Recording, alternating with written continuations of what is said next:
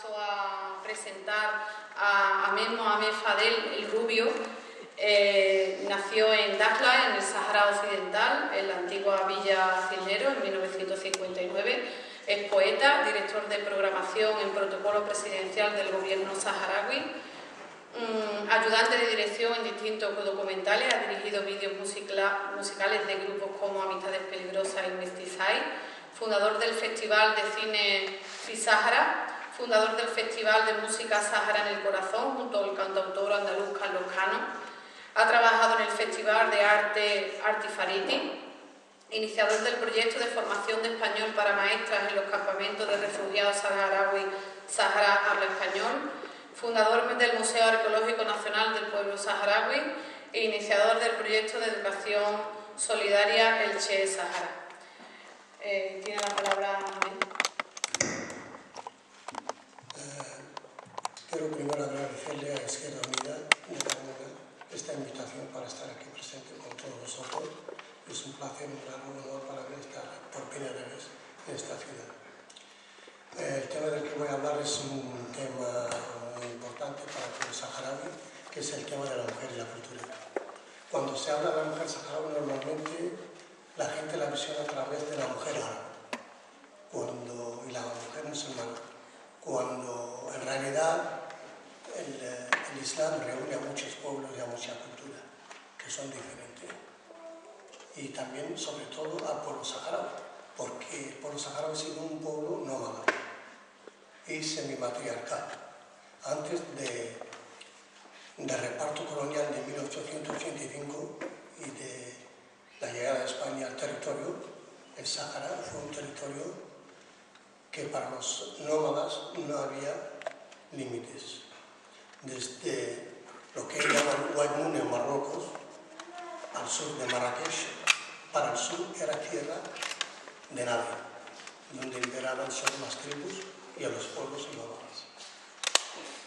La mujer en aquel momento era la dueña de la jaima, porque los saharauis no vivían en casa, sino en fri.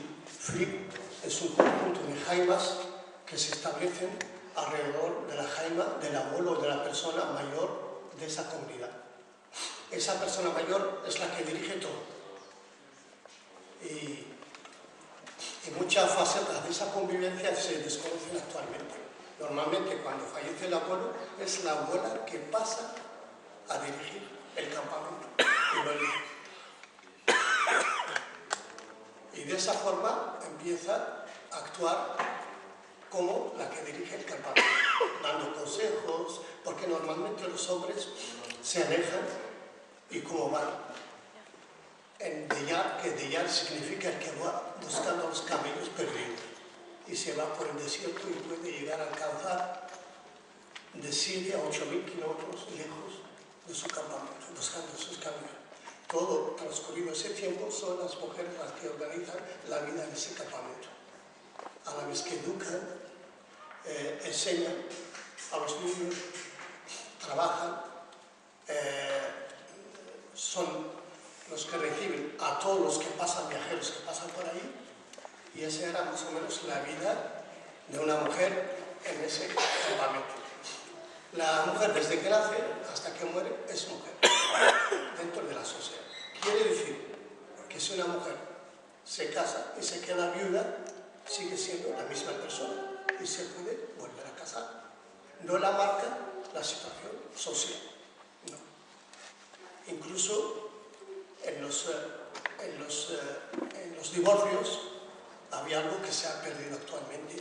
Cuando la mujer se divorciaba, organizaba una fiesta con sus amigas y se preparaba para decirle a los pretendientes que es libre, anunciar de que ella es libre para los pretendientes. Entonces se organiza la fiesta, y eso es curioso en otros aspectos de la cultura árabe, porque no existen. Con el resto del mundo árabe y el resto del mundo musulmán, por eso hay diferencias, porque alguien se pregunta por qué en 36 años nunca hemos recibido ninguna ayuda de ninguna ONG musulmana ni árabe. Por esa diferencia cultural. Sobre todo con el aspecto de la mujer, que en la mujer nómada normalmente que se establece una forma de ver el divorcio divorcio distinta al resto del mundo árabe, para ellos no la podían concebir, que se organiza la fiesta. Y eso era normal, porque incluso en los divorcios se podía crear una situación de que el marido se iba a un sitio, la esposa quedaba en un sitio, pero lo curioso es que a veces la mujer se queda con la familia del marido y es el marido que se va a otro sitio, a otro campamento, porque ella forma ya parte de la familia, aunque se haya divorciado. Sigue teniendo esos lazos con la familia. No se rompen porque se rompe el matrimonio, no, porque queda una familia. Y luego ya con la llegada en 1885, cuando llega Francisco Reis a Villa Cisneros, construye el fuerte de Villa Cisneros y que sirvió para la implantación del colonialismo español en la zona, y se hizo los primeros contactos con los saharauis y ya empezó a haber una diferencia, porque todos los saharauis que se acercaban a la costa se establecían en las ciudades que eran El Aaiún, Villa Cisneros, Leguera y Bojaba. Ya la mujer dejaba ya de ser la mujer nómada que tenía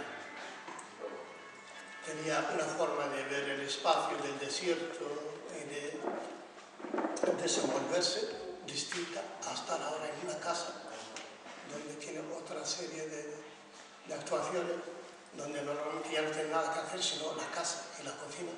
El hombre también ya no es el nómada que va buscando la lluvia con los rebaños, sino un trabajador que pueda trabajar en cubiertas y tejados o puede estar como soldado en la fuerza española. Entonces ya cambia, pero no con toda la población, sino con parte de la población. La mayoría de los saharauis se han quedado en el desierto, viviendo ahí, viviendo con esa vida, ¿no? Y es curioso porque España hizo un censo de la población saharaui que no pudo abarcar todos los saharauis, porque había saharauis que estaban censados y había otros que habían sido soldados del ejército español y no estaban censados.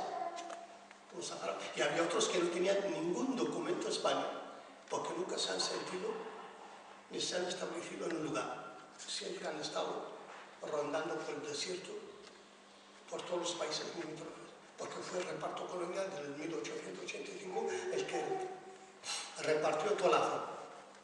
Y se estableció el Sáhara Occidental dentro de una esfera de influencia francófona que era Marruecos, Argelia y Mauritania. Y estaba el Sáhara dentro de lo que eran los territorios del África Occidental. La mujer durante la época colonial estuvo casi relegada de ese sistema de la sociedad saharaui que estaba en la ciudad. Pocas mujeres han podido estudiar o han podido formarse. Luego, cuando se retira a España y llega al Frente Polisario, la primera cosa que hizo, muy positiva para la mujer saharaui y para el pueblo saharaui, es el estabilizar los saharauis. Por primera vez que los saharauis puedan estar juntos y estar estabilizados en los campamentos de refugiados. Y empieza la labor más difícil de la mujer saharaui, que en tiempos de guerra todos los hombres están movilizados en la guerra, y entonces la mujer es la que se ha quedado construyendo los campamentos, la primera escuela, los primeros hospitales, y luego ella es la enfermera y es la maestra. Y entonces a la vez que se estaba librando la guerra, la mujer estaba librando otra guerra, la de construir una nueva sociedad. Y creo que la ha conseguido, porque hay datos que demuestran eso. En el 1984 los campamentos se declararon ya libres de analfabetos, porque se fueron haciendo campañas a los mayores para enseñarles a leer y a escribir. Ahora hay datos también que demuestran eso, de que ahora, curiosamente, en los campamentos se habla mucho más español que en la época colonial. En la época colonial éramos pocos, que es de mi generación también, éramos los que podíamos ir a estudiar y habíamos estado incluso en España y todo, pero no la mayoría de los saharauis. Ahora en los campamentos se habla mucho más en español, pero lamentablemente con esta labor que está haciendo la mujer se necesita una ayuda, y esa ayuda nosotros no la tenemos, porque el español no solamente es un idioma, sino es una identidad de los saharauis también, es el segundo idioma oficial, y los saharauis no solamente hablamos, sino pensamos y sentimos en español. Y claro, hemos hecho campañas para que el Instituto Cervantes pueda ayudar a mantener ese idioma, porque es una identidad del saharaui. En los primeros años fue difícil, pero gracias a la ayuda de Cuba que se pudo mantener el idioma. Porque en los primeros años, en 76, se pudo enviar a contingentes de niños saharauis a Cuba, que son los actualmente médicos, enfermeros, enfermeras, profesores que tenemos en los campamentos. Gracias a esa ayuda que se pudo mantener el español. En todo esto, en toda esta labor que se ha hecho en los campamentos, la mujer saharaui se ha ido también formando ella misma. Porque ahora realmente sentimos que en los tiempos que los hombres estaban movilizados en la guerra y al volver del frente de batalla, venían de la guerra, del dolor, del desastre, pero encontramos también que se estaba edificando una sociedad nueva, un pueblo, un país. Gracias a esa labor de la mujer, que era la que enseñaba a los niños, se formaba ella misma. Ahora, por ejemplo, el 75% de las mujeres en los campamentos están formadas y tienen formación continua. Tenemos 4 ministras en un gobierno de 16 ministros, el 20% del Parlamento son mujeres, y creo que son logros que se han hecho en una década que en toda la historia del pueblo saharaui jamás se ha dado este caso. Y creo que con esto también se ha superado a muchos pueblos árabes en el entorno y pueblos musulmanes. Otra cosa es la actitud de esta mujer también ha llevado a que haya confrontación con el resto de los pueblos árabes, porque nos ven de una forma diferente para ellos. Cuando realmente en el Sáhara Occidental, desde hace mucho tiempo, cuando hay un divorcio, es el hombre que coge la maleta y se va a la calle. No es la mujer como ocurre en el resto del mundo árabe. Y eso, pues, ellos no asumen eso y ven que somos algo diferente. A pesar de que esto lo han utilizado durante la época de la Guerra Fría también, porque nos tildaban de comunista, de rojo, por estas diferencias.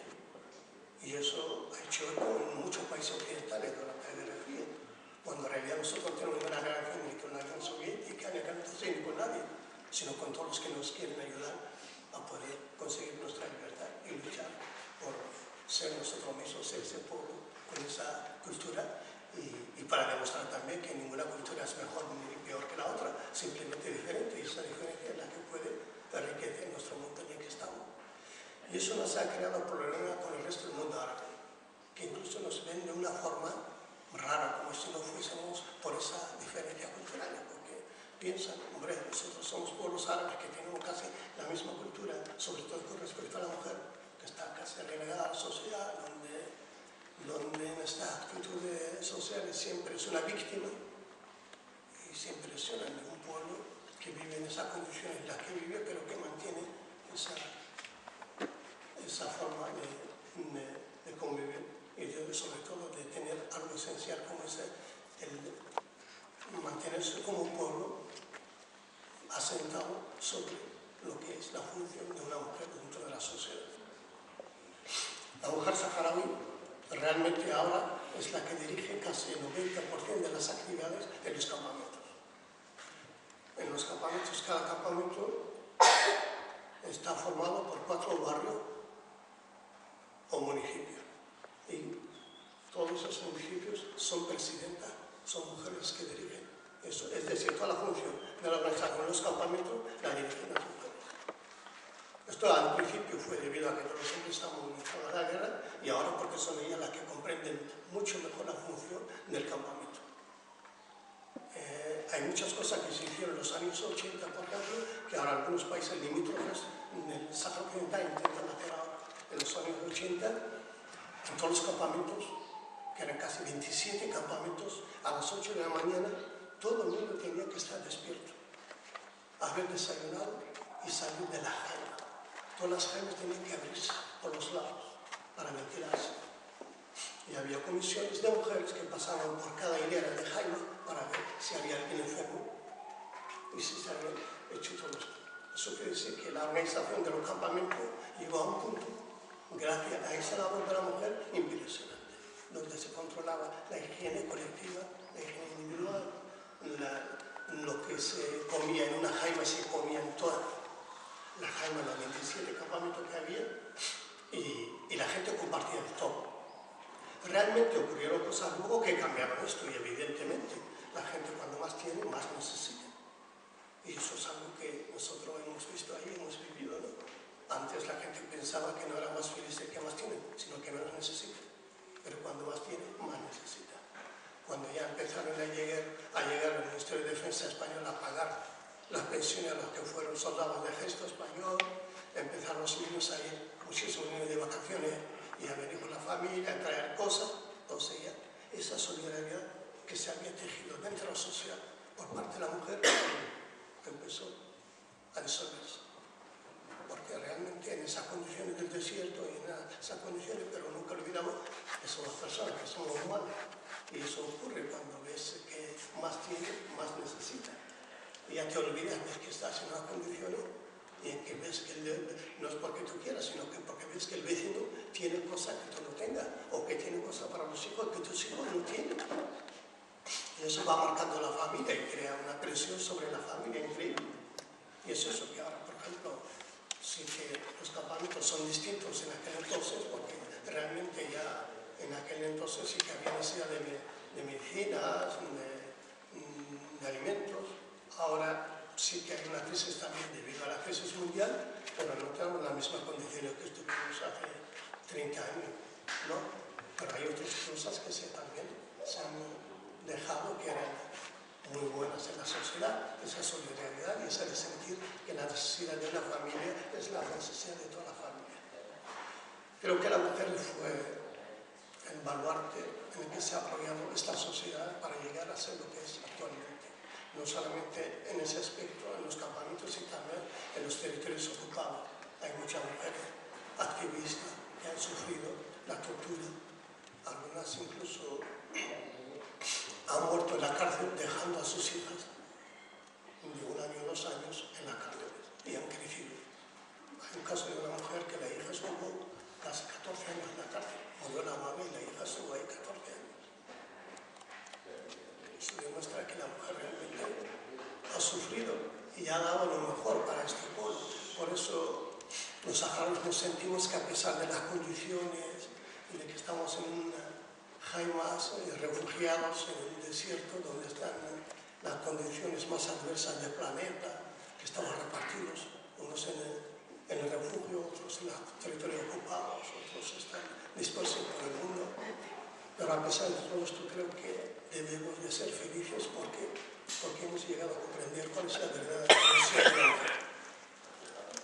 Y sobre todo pensando que en otros pueblos, en otras sociedades, la mujer, ellos lo constatan, que podemos estar orgullosos de que en la historia de nuestro pueblo jamás ha muerto una mujer víctima de violencia de género.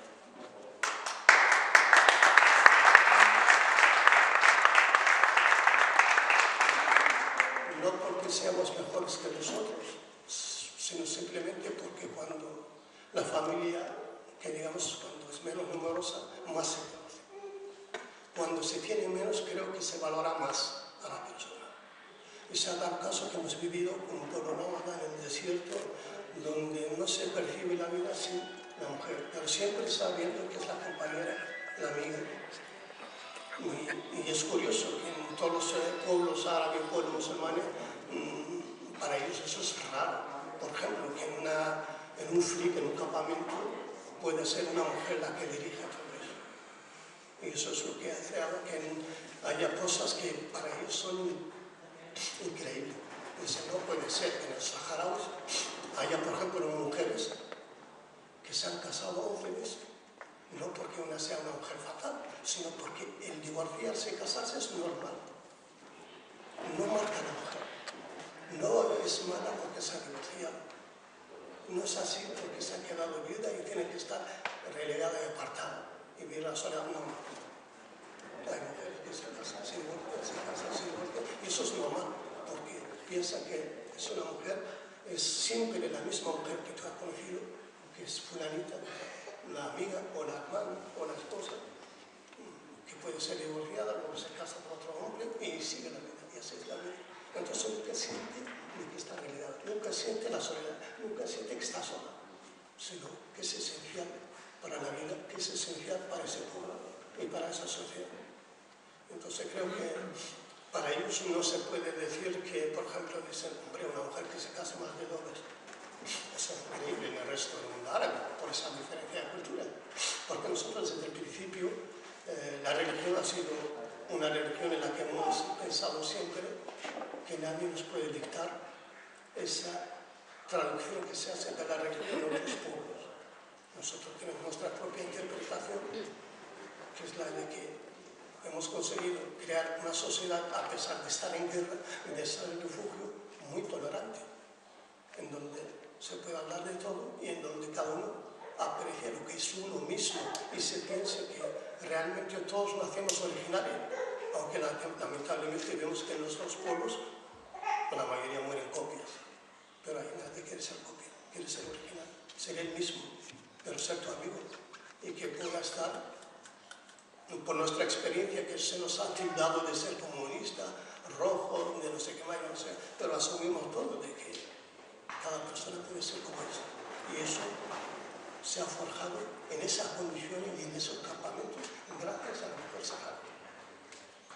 Creo que la mujer, nosotros hemos hecho investigaciones ahí en el campamento porque he trabajado en el Ministerio de Cultura y la mujer saharaui durante toda la época nómada siempre ha tenido un rol principal dentro de la familia.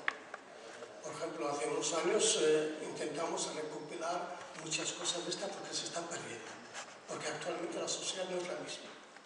Hay mucha influencia de las sociedades, la gente cambia, la sociedad cambia y se pierden muchas cosas y se fractura incluso la misma familia, como ocurre en otra situación.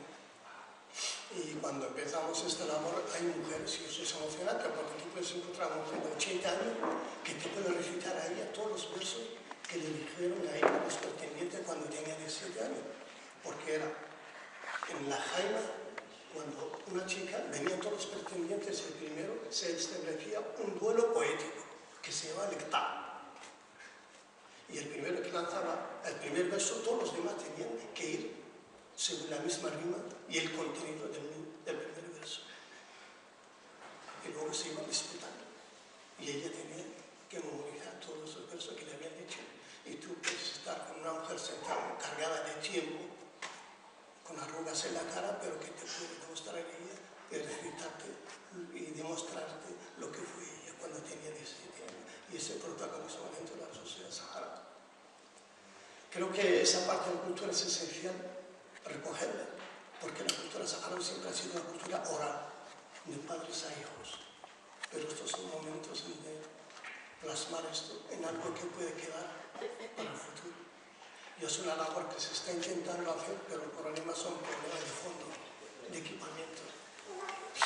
Normalmente, con la crisis ahora, todos los proyectos de índole cultural tienen muchísimos problemas para poder ser aceptados. La gente, claro, esencialmente se va más por los proyectos de carácter humanitario, de la alimentación, de la salud, de la educación, pero también la cultura creo que es algo muy indispensable, muy importante, para poder tener a un pueblo sano, porque un pueblo sin cultura es un pueblo sin identidad. Creo, siempre he pensado que la cultura es el DNI de los pueblos. Si no tienes DNI, nadie sabe quién eres. Y nosotros estamos luchando por eso, para demostrar quiénes somos. Somos saharauis, somos esa sociedad, hemos luchado y seguiremos luchando. En este aspecto cultural siempre ha sido la mujer la que ha aportado también muchísimas cosas. Nosotros hemos podido recoger muchas cosas gracias a la mujer saharaui. Y esto no difiere de la mujer saharaui que está en la zona liberada, la que está en los campamentos o la que está en los territorios ocupados. Todos siguen la misma pauta y tienen la misma forma de ver y apreciar las cosas. Lamentablemente ahora la juventud va perdiendo muchas cosas y porque incluso no preguntan, conocen esto y lo desconocen porque están en una situación especial, muchos se van, se alejan de la familia, tardan 12, 14 años sin ver a la familia, estudiando, entonces eso no permite que vayan absorbiendo esa identidad que tenía la mujer saharaui. Pero realmente creo que la mujer saharaui, los hombres saharauis, la sociedad saharaui ha podido cambiar en 3 décadas y sería una sociedad que realmente, si adquiere la independencia, puede funcionar directamente. Y esto gracias a la labor de la mujer saharaui, porque es la que ha dado mucho. Yo creo que hemos conseguido con la mujer lo que no se ha conseguido con el fusil. Es decir, de llegar a ser una sociedad de la que estamos orgullosos, que es la que hay ahora en los campamentos. Porque ahí puede venir cualquier gente o cualquier persona, de cualquier religión, de cualquier país, y pueden responder, y pueden discutir y hablar, respetando siempre sus creencias, su cultura, y siempre partiendo de que una cultura no es mejor ni peor que la otra, simplemente diferente, y esa diferencia hay que asumirla, porque nadie puede obligar a alguien a ser como él, ni como el otro. Pero claro, yo quiero que sea mi amigo, que me ayude, pero siempre tú mismo. Y eso también en los pueblos, en la sociedad y en la cultura. Que cada uno, porque eso es lo maravilloso, que sea él, tal como es, para que podamos todos contribuir no solamente a la liberación del Sahara, sino también a liberar a los pueblos y a los países de muchas cosas que nos encadenan, como el racismo, como la intolerancia y como las guerras, las injusticias. Muchísimas gracias.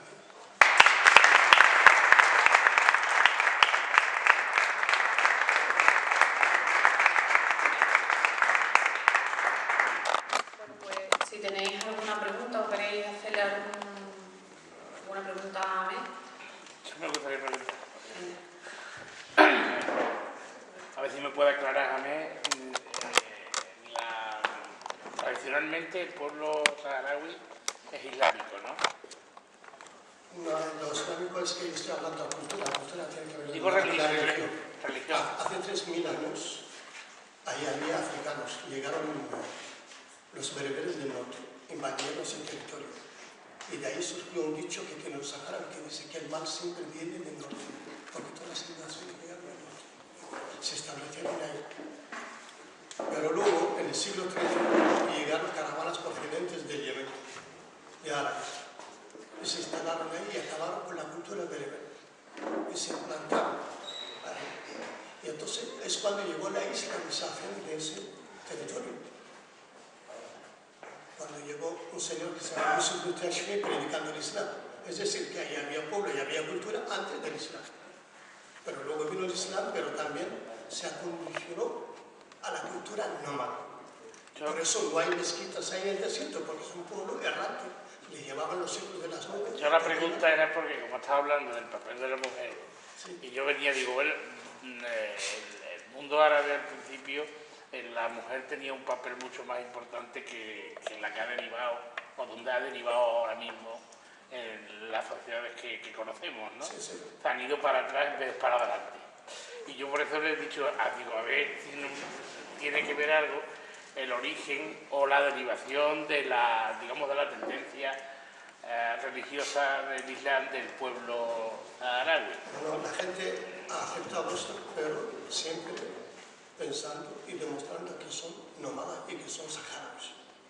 Por eso la gente se pregunta por qué la gente no tiene, como el resto del mundo árabe, islámico, donde hay mezquitas de 3, 4 siglos.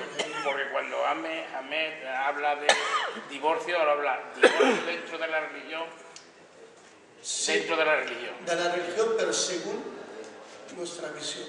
Sí, yo sé que en el mundo árabe hay posibilidad de divorcio dentro de la religión por unos motivos tales y cuales, ¿no? Sí, pero ese divorcio ahí en el mundo no se puede volver a casar. Bueno, en el originario sí, pero vamos. No, digo ahora. Es lo mismo que los primeros eso es cristianos. raro, porque para nosotros aceptamos de que esto es un divorcio, pero también la mujer. Como no es lo mismo que en el resto del mundo árabe, que es la que se queda, es el hombre que coge la maleta y a la calle. Pero esa mujer sigue siendo ella misma. Y es normal que se vuelva a casar. No hay problema. Quiero decir que eso ni la religión, ni la costumbre, ni la cultura nómada impide que siga teniendo ese aspecto de ser mujer y normal. Por ejemplo, eso yo creo que para mucha gente es impactante que le diga que una mujer se ha casado 11 o 12 veces. Pero eso no se ve como algo anormal ahí, se ve normal. Y eso es porque siempre han vivido, es que también se lo condiciona la forma de vivir, porque han sido nómadas y siempre, nunca se han establecido en un lugar, han ido errantes por todo el territorio. Entonces todo eso se lleva con él, te lleva contigo la mujer, te lleva la sociedad, porque sigue la mujer, y te lleva todo eso, porque le lleva la mujer, y es eso, lo llevas en ese pequeño campamento, es como la sociedad de miniatura que va llevando todas las cosas. Entonces por eso hay ahora problemas con el resto del mundo árabe. Cuando viene ahí, como nosotros, por ejemplo, para hacer las abluciones, nosotros lo hacemos con la arena, porque siempre el desierto se ha pensado que la arena es lo más limpio que hay. En el resto del mundo de árabe se hace con el agua, nosotros no permitimos ese lujo porque el desierto, el agua es vida. La diferencia con respecto al divorcio, con respecto al matrimonio, con respecto a muchas cosas, por esa condición y ese carácter nómada, nos diferencian de ese mundo y lo ven ellos como algo raro, porque a mí me impresiona que después de 36 años, nosotros, claro, hemos sido abandonados por España, pero la primera mano solidaria que llegó al campamento fue de la sociedad española. Pero hasta el momento podemos decir que ninguna gota de agua en ese terrible desierto hemos recibido de ningún ONG musulmán o árabe. Y es evidente, es por este tema. ¿Alguien más? Una pregunta que a lo mejor no la desconozco mucho, pero posiblemente sí. Vamos a ver, estamos hablando de divorcio, de que se divorcian, la señora, bla, bla, bla. Y el hombre, ¿por qué tiene que tener eso de la cultura, de la religión, que 5 o 6 mujeres? ¿Eso cómo? No. Pues eso lo conocemos nosotros. No, eso es porque por eso he hablado de eso. Ese es el tema. De la mujer saharaui para no crear Tantísimos confusión. niños que tiene, tantísimos chicos que tiene. Hay una cosa, la información es la que pueda definir el concepto que puedes tener de una sociedad de una mujer. Y a veces nos mal informamos a través de los medios. Yo creo que estoy en un desierto, en un campamento refugiado, pero puedo hablar de la cultura española que yo he conocido y puedo hablar de la cultura americana, de la cultura china y de toda la cultura. Hablar de que la poligamia, que se llama eso, no necesariamente se tiene que hablar del pueblo saharaui, porque esa es la que no puede ocurrir en el pueblo saharaui. Por este protagonismo de la mujer, puede haber un caso de una persona que haya sido influenciado, que haya estado en otro país, pero realmente en el Sahara no, porque para nosotros es mucha carga, sobre todo, intentar alejarnos de esa cultura nómada. Pero si yo En esa cultura nómada no se acepta esto. No se acepta. Sí que te puedes casar, divorciarte y volver a casarte, pero tener más de una mujer al mismo tiempo no. Eso, la gente habla de eso poligamia. ¿Por qué? Porque eso depende de que la gente en el Corán, la traducción del Corán es eso, el error. Se hacen traducciones y se hacen malinterpretaciones de la cosa. Hay algunos pueblos donde se hace eso, pero en el pueblo sagrado no. Eso no lo asume, y es que porque ninguna mujer sagrada puede aceptar eso. Y si tú conoces de algún caso de ahí de pueblo sagrado que alguien te haya hablado, y lo puedes decir. Porque es que hay una cosa que dicen los saharauis, y creo que es importante tener eso. La distancia entre la verdad y la mentira es la de 4 dedos, que es la que hay entre el oído y el ojo. A ti te puede contar muchas cosas que no son verdad, pero tienes que ir y ver las cosas para aceptarlas y ver la realidad. Y eso es lo esencial en este mundo en el que vivimos, donde nos pueden pasar una información y tenerla. Nosotros tenemos el derecho y la obligación de conocer a los otros pueblos y a las otras culturas y pensar que podemos convivir, y no porque yo tengo que obligarte a ti a ser como yo ni yo ser como tú, sino simplemente ser como somos, porque el mundo es así, de color. Sí, pero perdón, con relación a lo que estamos hablando, es que muchos hermanos no coinciden ni los apellidos. Son hermanastros. No, pero ¿eso por qué? Son Porque son hermanos hermanastros. por parte de madre de distintos padres. Eso es lo que la fórmula que te estoy diciendo. Yo creo que eso es bonito, porque yo mira, conozco a familias donde tienen 12 hijos de 4 padres y conviven muy bien y felices. Y eso demuestra lo que te estuve hablando, de que eso es lo que puede enriquecer esta sociedad. Si se toman las cosas así. Si hay alguna pregunta más, a mí me gustaría destacar con respecto a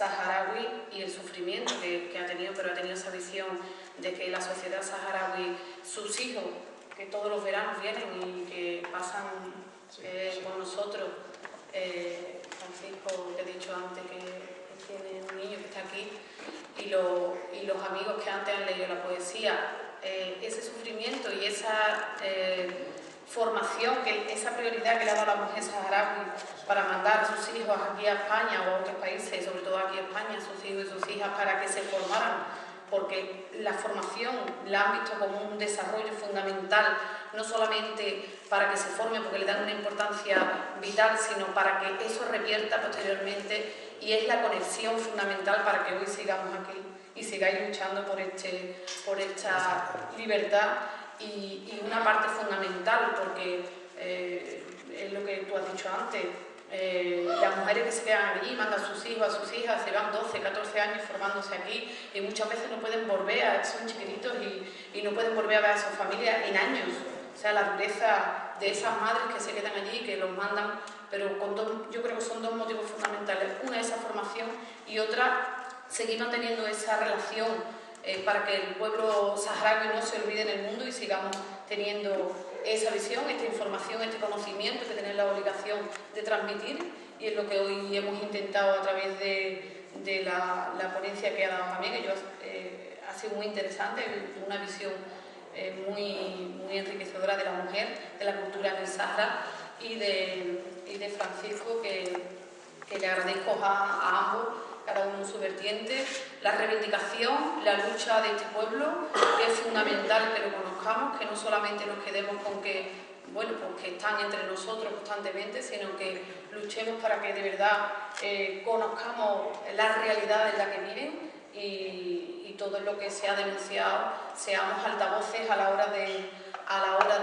seguir reivindicando la lucha por este pueblo tan injusta que sigue ahí. Y yo, para terminar, pues agradecer nuevamente a todos vosotros la asistencia, a Televisión Carmona, que ha estado aquí, a Olavide Carmona, su director, que como siempre nos cede las instalaciones cada vez que hace falta para cualquier tipo de jornada o de conferencia, y deciros que, bueno, que no se os olvide que la causa también de esta conferencia, de esta jornada, el libro que tenemos aquí, que este libro va íntegramente, todo lo que se recoja, todo lo que se podamos vender, pues van para los presos políticos, los presos saharauis que están allí, van íntegramente para ellos. Así que agradecer de nuevo a todos vosotros y a los ponentes, y nada más, y muchas gracias.